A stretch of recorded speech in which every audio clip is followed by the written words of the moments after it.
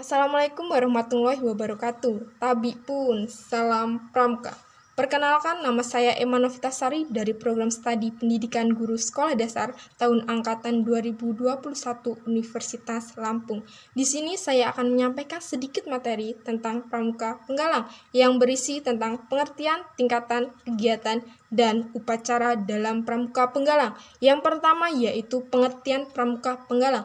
Penggalang adalah sebuah tingkatan dalam pramuka setelah pramuka siaga yang biasanya berusia antara 11 sampai 15 tahun. Setelah itu yaitu tingkatan dalam pramuka penggalang. Berdasarkan capaian syarat-syarat kecakapan umum, pramuka penggalang dapat digolongkan dalam beberapa tingkatan, yaitu penggalang ramu, penggalang rakit, penggalang terap, dan penggalang garuda. Tingkatan penggalang juga memiliki syarat-syarat kecakapan umum dan memiliki syarat-syarat kecakapan khusus yang dimana harus dipenuhi untuk mendapatkan kenaikan tingkatan atau tanda kecakapan umum atau TKU dan tanda kecakapan khusus atau TKK. Sistem berkelompok. Satuan terkecil dalam pramuka penggalang disebut regu. Setiap regu terdiri dari 8 orang anggota penggalang. Setiap regu dipimpin oleh pemimpin regu yang disebut pinru. Setelah itu, nama regu biasanya untuk regu putra diambil dari nama hewan seperti nama ular, kalajengking, kelinci, dan sebagainya. Sedangkan untuk nama regu putri biasanya diambil dari nama tumbuhan seperti bunga, yaitu bunga mawar, melati, cempaka, dan sebagainya. Setiap regu dipimpin oleh pemimpin regu utama yang dipanggil pratama yang bertanggung jawab atas semua regu.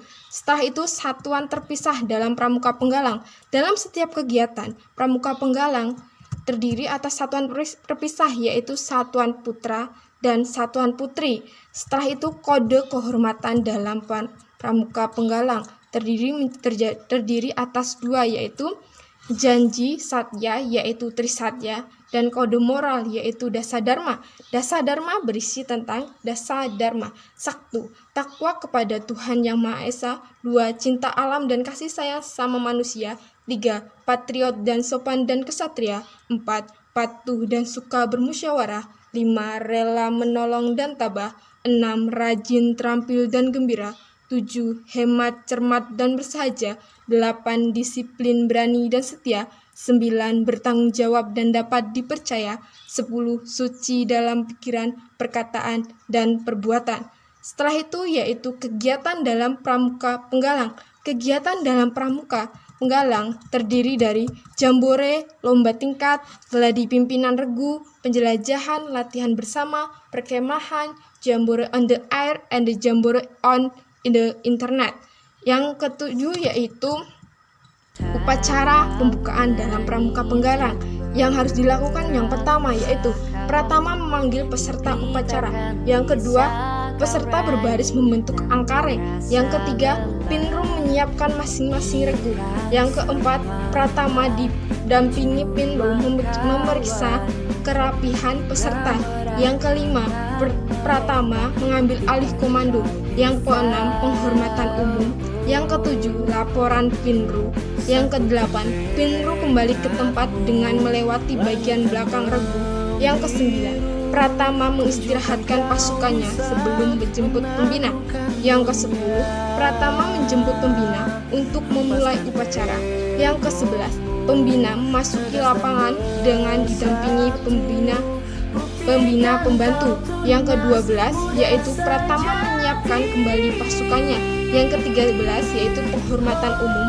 yang ke-14 pratama menyerahkan pasukan, yang ke-15 pratama kembali ke tempat, yang ke-16 penyerahan regu kepada pinru, yang ke-17 wapinru kembali ke samping kiri, ke-18 pengibaran bendera, ke-19 penghormatan dipimpin oleh pratama, ke-20 pembacaan teks Pancasila oleh pembina diucap ulang oleh peserta, yang ke-21 pembacaan dasa dharma, yang ke-22 sambutan pembina, yang ke-23 pembina mengapresiasi petugas upacara, yang ke-24 menyampaikan agenda latihan, yang ke-25 pembina memimpin doa sebelum latihan, 26. Menyanyikan lagu Satya Dharma Pramuka. 27. Pratama kembali memasuki lapangan. 28. Laporan Pratama bahwa upacara telah selesai. Yang ke-29. Penghormatan umum. Ke-30. Pembina upacara meninggalkan lapangan upacara. Yang ke-31. Pratama menyerahkan pasukan kepada penru masing-masing. Setelah itu yaitu upacara penutupan latihan penggalang. Yang harus dilakukan yang pertama yaitu Pratama memanggil peserta upacara. Yang kedua yaitu Pratama mengistirahatkan pasukannya. Yang ketiga, Pratama menjemput pembina. Yang keempat, pembina memasuki lapangan upacara. Yang kelima, Pratama menyiapkan pasukannya. Yang keenam, penghormatan umum. Yang ketujuh, Pratama kembali ke tempat semula. Yang kedelapan, Wapinru menyerahkan regu. Yang kesembilan, penurunan bendera. Yang ke-10, penghormatan dipimpin oleh Pratama. Yang ke-11, sambutan pembina. Yang ke-12, pesan untuk memperdalam materi latihan. Yang ke-13 yaitu menyampaikan petugas untuk latihan minggu depan. Yang ke-14, menghimbau untuk berhati-hati saat berjalan pulang. Yang ke-15 yaitu menitip salam untuk kedua orang tua. Yang ke-16, menutup upacara dengan doa. Yang ke-17, Pratama kembali memasuki lapangan.